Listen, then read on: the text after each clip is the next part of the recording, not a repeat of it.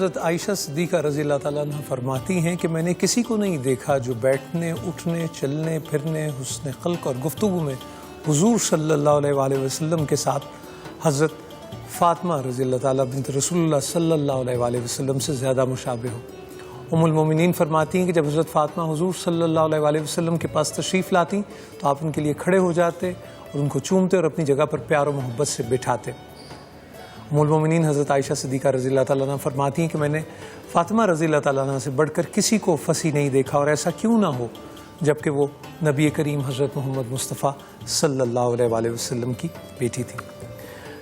سفینہ نوح حصہ دوم، آج یہ میرے لیے تو بہت ہی قیمتی مجدد مسلک اہل سنت عاشق رسول حضرت مولانا محمد شفیع کاڑوی رحمۃ اللہ علیہ کی یہ تسلیم مجھ تک پہنچی، اور آج 3 رمضان المبارک ہے معزز خواتین و حضرات، اور آج کے دن کی اہمیت اور حرمت اور اس کے حوالے سے یہ ہمارا اعزاز ہوگا کہ ہم آج کے دن میں خاتون جنت حضرت فاطمہ الزہرا رضی اللہ تعالیٰ عنہ کے حوالے سے بات کر سکیں گے، اور ہمارے بہت قابل احترام خطیب ملت علامہ کوکب نورانی کاڑوی صاحب ہمارے ساتھ موجود ہیں۔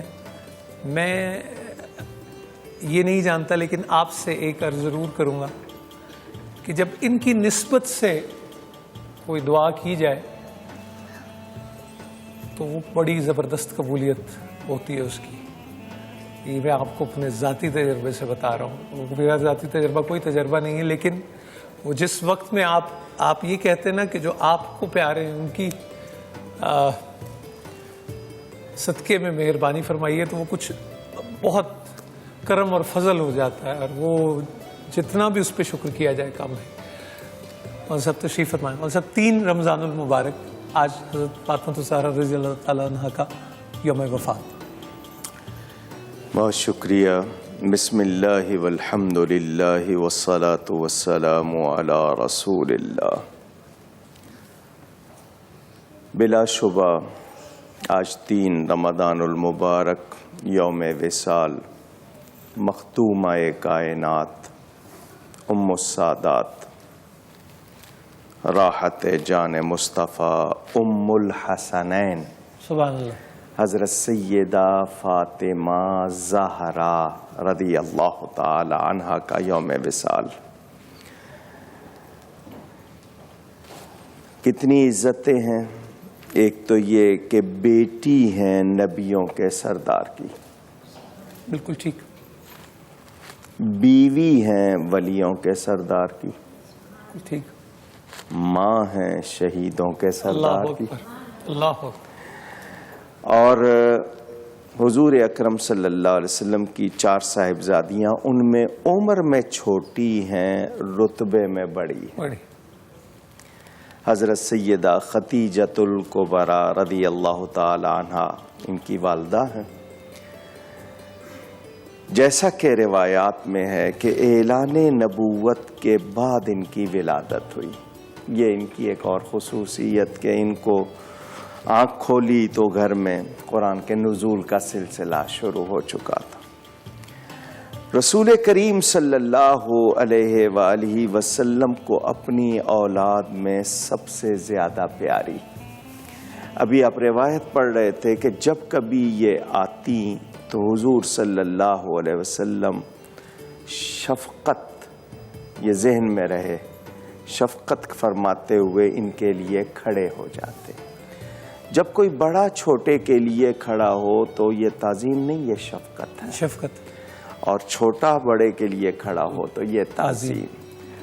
میرے نبی کا کوئی ہم پلہ، ہم سر، ہم رتبہ، ہم سوچ بھی نہیں سکتے، وہ نبیوں میں بھی بڑے ہیں، تو ان کی برابری کا تصور نہیں۔ ہاں وہ اگر کسی کو عزت دے رہے ہیں تو یہ ان کی مہربانی ہے، شفقت ہے۔ اور کمال کی بات یہ ہے کہ یہ روایتیں کہ حضور کے سب سے زیادہ مشابہ ہیں، چلنے پھرنے اٹھنے بیٹھنے میں گفتگو میں، یہ تمام روایتیں حضرت عائشہ بیان کر رہی ہیں رضی اللہ تعالی عنہ۔ کیا مطلب ان میں کمال درجے محبت تھی آپس میں۔ آج کے ذہنوں میں شاید ہو سکتا ہے کہیں کوئی اختلاف یا کوئی کثافت آ گئی ہو، وہ بڑے شیر و شکر، بڑے شیر و شکر، ٹھیک. یہ اس طرح کی کثافتیں اگر ہم ان میں سوچیں تو یہ ان کی شان کے منافی.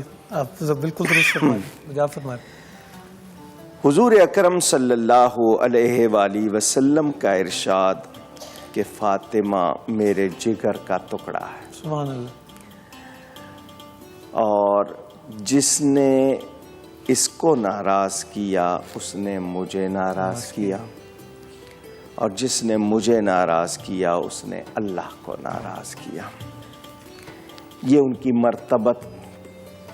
اچھا، اس قدر شان، سید الانبیاء باپ ہیں، سب کچھ ہے، مگر اس کے باوجود عبادت، ریاضت، تقوی اس میں دیکھیں تو یہ نہیں ہے کہ کوئی گھر ہے، ہمیں کیا ضرورت ہے محنت کرنے کی، ہمارے تو گھر کا ہے دین.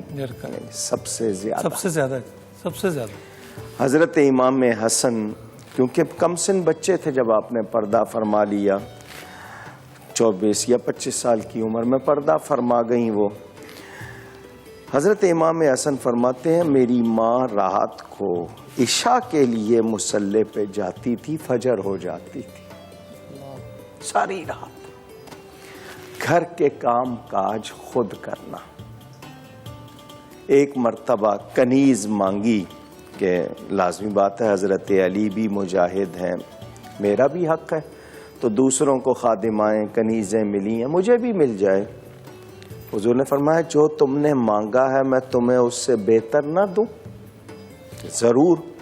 فرمایا تم اور علی ہر نماز کے بعد اور رات کو سوتے ہوئے 33 مرتبہ سبحان اللہ، 33 مرتبہ الحمدللہ، 34 مرتبہ اللہ اکبر پڑھ لیا کرو، یہ اس سے بہتر ہے جو تم نے مانگا ہے. اللہ. لاڈلی بیٹی، خود فرمایا جنت کی عورتوں کی سردار، اتنا ہی نہیں تمام جہان کی عورتوں کی سردار، سیدات نساء العالمین، جہان کی عورتوں کی یہ خود نبی پاک کے ارشادات میں. اتنی شان اس کو خادمہ نہیں دے رہے ہیں بلکہ کام میں اضافہ کر رہے ہیں.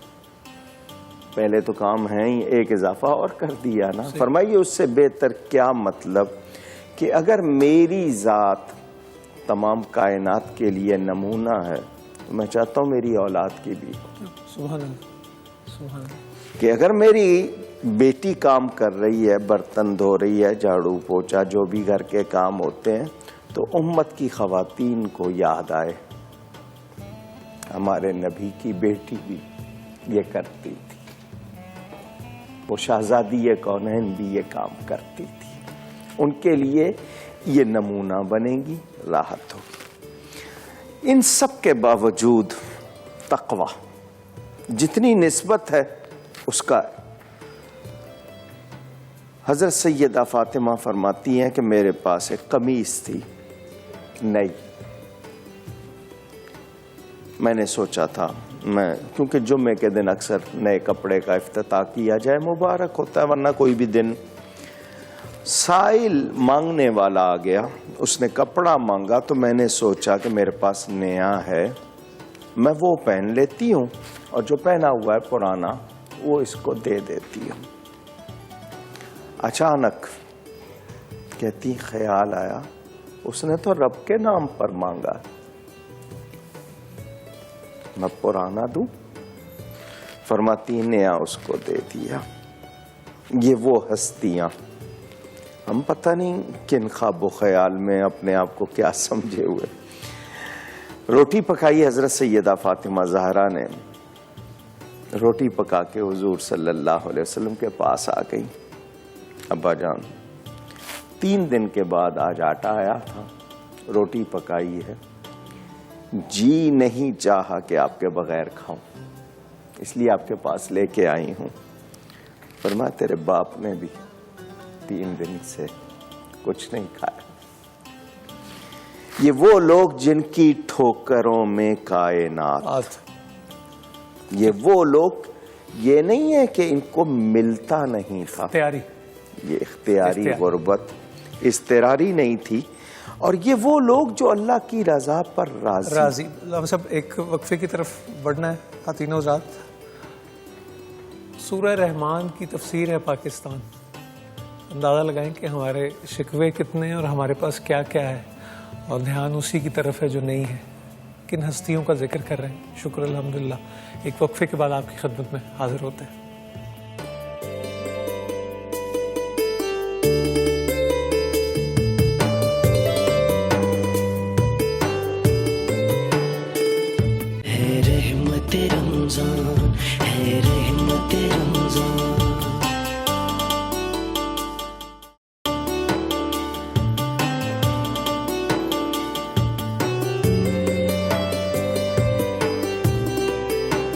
السلام علیکم عزیز خواتین و حضرات.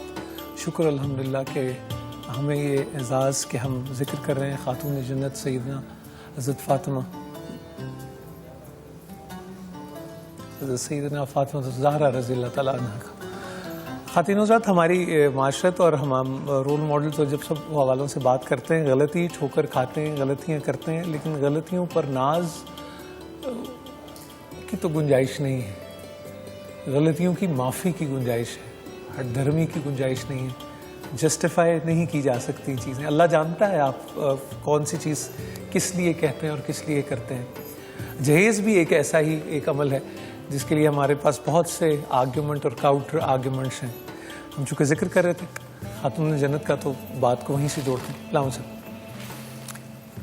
ملک صاحب، ہم جب کسی مرد صحابی یا اللہ والے کو اپنی نسبت میں، تو ہم سیدنا یا سیدونا کا مطلب ہمارا سردار، سیدنا تمام کے لیے وہ بھی ہو جاتا ہے. خاتون ہو تو سیداتنا. سیدتنا ٹھیک، تو وہ خاتون ہے. جس طرح مولانا مرد کے لیے مولاتنا. ٹھیک ٹھیک، جزاک اللہ. یہ اچھا ہے لوگ پکاریں تو آداب کے ساتھ. ہم کسی کا نام اگر وہ ڈاکٹر ہو یا ملک ہو، چودھری ہو، خان ہو، نہیں لیتے ہیں تو وہ فیل کرتے ہیں. تو جن ہستیوں کو پروٹوکال دینے سے ہمیں عزت ملتی ہے جی، تو وہ ہمیں خیال رکھنا اور یہ چاہیے. تصحیح بھی امانت ہوتی ہے جب آپ بالکل تصحیح کرتے ہیں، وہ بھی امانت. صحیح. جہیز ہمارے اس معاشرے میں ایک رسم، قبیح رسم، قبیح کے معنی بری، خراب. افسوس اس بات کا ہے کہ اس کو سنت کہہ دیا گیا ہے کہ نبی صلی اللہ علیہ وسلم نے اپنی بیٹی کو دیا. میری سمجھ میں نہیں آتا کہ یہ کہاں سے بات آ گئی. مدارج النبوت شیخ محقق حضرت شاہ عبدالحق محدث دہلوی کی کتاب موجود ہے، اور یہ وہ ہستی ہیں کہ تھانوی صاحب نے لکھا ہے کہ انہیں روزانہ بلا ناغہ نبی کریم صلی اللہ علیہ وسلم کی زیارت ہوتی. اللہ اکبر. وہ ہستی جنہوں نے اس کانٹیننٹ، اب بگ کانٹیننٹ کہیں یا سب کانٹیننٹ، بر عظیم یا بر صغیر میں حدیث کا علم پھیلایا. الحتہ، اس میں بھی یہ ذکر. لفظ جہیز کے معنی تیار کیا ہوا سامان. ٹھیک. فلما جہزہم بجہازہم قرآن میں بھی ہے. حضور صلی اللہ علیہ وسلم کے پاس جب حضرت علی نے رشتہ بھیجا، کیونکہ حضور چاہتے تھے وہ رشتہ بھیجے، انہوں نے بھیجا تو حضور صلی اللہ علیہ وسلم نے فرمایا کچھ ہے، شادی کرنا چاہ رہے ہو، کچھ ہے؟ عرض کی تلوار ہے، زیرہ ہے. فرمایا تلوار جہاد کے لیے رکھ لو، زیرہ بیچ کر گھر کا ضروری سامان، یہ جو چکی بستر وغیرہ بتایا جاتا ہے، یہ حضرت علی اس رقم سے سامان لائے. میرے آقا کریم صلی اللہ علیہ وسلم نے نہیں دیا. جگر کا ٹکڑا دیا جاتا ہے ماں باپ کی طرف سے، اس کے اوپر سے لڑکے والوں کی طرف سے لسٹ آئے، یہ چاہیے. بیٹا بیچ رہے ہو، کاروبار کر رہے ہو، اور پھر وہ لڑکے والے جو مانگتے ہیں اور وہ لڑکی والے جو دے دیتے ہیں.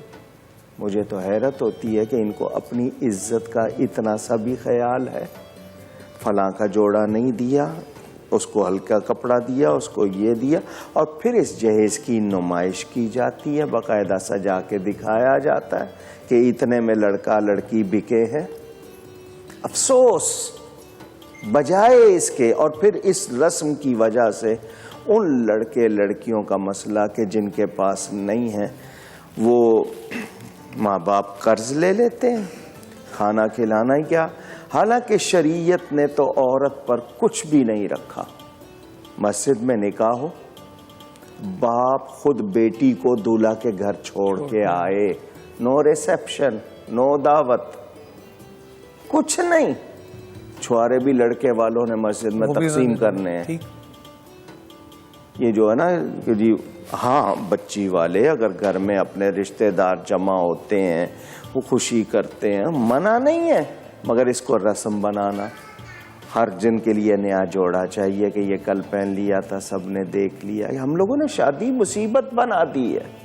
حضرت سیدہ کی شادی کی مثال دینی ہے تو ضرور دیجیے کہ حضرت علی نے تیاری کی تھی سامان کی، اور حضور اکرم صلی اللہ علیہ وسلم نے ان کو دعاؤں کے ساتھ بھیجا۔ سبحان اللہ۔ اس بات کو آگے بڑھائیں گے۔ شہزاد فیصل آباد سے ٹیلی فون لائن پہ۔ جی السلام علیکم۔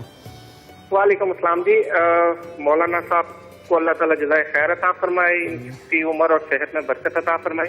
میرے دو سوال ہیں جی۔ پہلا تو یہ ہے کہ میں نے سنا تھا کہ اگر کوئی شخص لیٹا ہو اور اس کے سامنے کوئی نماز پڑھ لے تو جو لیٹا ہوا شخص ہے جس کے پیچھے نماز پڑھی جائے وہ کسی ایسی لا علاج بیماری میں مبتلا ہو جائے گا، تو اس میں کیا صداقت ہے؟ اور دوسرا سوال میرا یہ ہے کہ میری والدہ صاحبہ کو برین ٹیومر ہو گیا تھا، تو تقریباً 2 سال نمازیں نہیں پڑھ سکی اور روزے بھی نہیں رکھ سکی، تو ان کی ہر نماز کا کتنا فدیہ ہوگا اور روزے کا کتنا فدیہ ہوگا؟ بہت بہت شکریہ شہزاد صاحب، بڑی مہربانی۔ شہزاد صاحب کے سوالات کی طرف بھی آتے ہیں، پھر ہم آپ کی طرف بھی انشاءاللہ۔ پہلے سوالوں کا جواب دینا۔ جی، جہاں تک بات یہ ہے کہ نماز پڑھتے ہوئے کون سویا، کیا یہ بات مسجد میں ہوئی یا گھر میں ہوئی؟ دونوں کی واضح نہیں ہوئی بات۔ مسجد میں بعض لوگ رمضان میں خاص طور پر لیٹ جاتے ہیں۔ یاد رہے کہ مسجد میں بات کرنا، کھانا پینا، لیٹنا معتکف اعتکاف کرنے والے کے سوا دوسرے کو جائز نہیں۔ تو جب کبھی مسجد جائیں تو یہ کلمہ کہہ لیا کریں کہ میں سنت اعتکاف کی نیت کرتا ہوں۔ عربی میں کہیں گے نویت سنت الاعتکاف۔ تو اس صورت میں اگر مسجد میں آپ کو لیٹنا پڑے، پانی پینا پڑے تو جائز ہو جائے گا، ورنہ نہیں۔ یہ مسئلہ بھی آ گیا۔ کچھ لوگ گرمی ہے یا روزہ ہے، لیٹے ہوئے ہیں اور درمیان میں اتنی جگہ ہے کہ دوسرا شخص نماز پڑھ رہا ہے، تو وہ جو سویا ہوا ہے اس کو خبر نہیں ہے، وہ معذور ہوگا۔ ہاں کوئی جان بوجھ کے لیٹے گا، اس کا حکم اور ہے، اور وہ بھی سیدھا رخ ہے، کروٹ کے رخ ہے، ان سب کو بھی دیکھنا ہوگا۔ مگر اتنی سخت بات کہ جی ایسا ہو جائے گا، اللہ مجھے معاف کرے، توہین کر رہا ہے کوئی نمازی کی یا قبلے کے سمت کی، تب تو بات ٹھیک ہے کہ اس کے لیے بہت سخت حکم ہے، مگر جب تک پوری طرح معلوم نہ ہو حکم نہ لگایا جائے۔ آپ کی والدہ ماجدہ بیماری کی وجہ سے روزے نہیں رکھ سکی،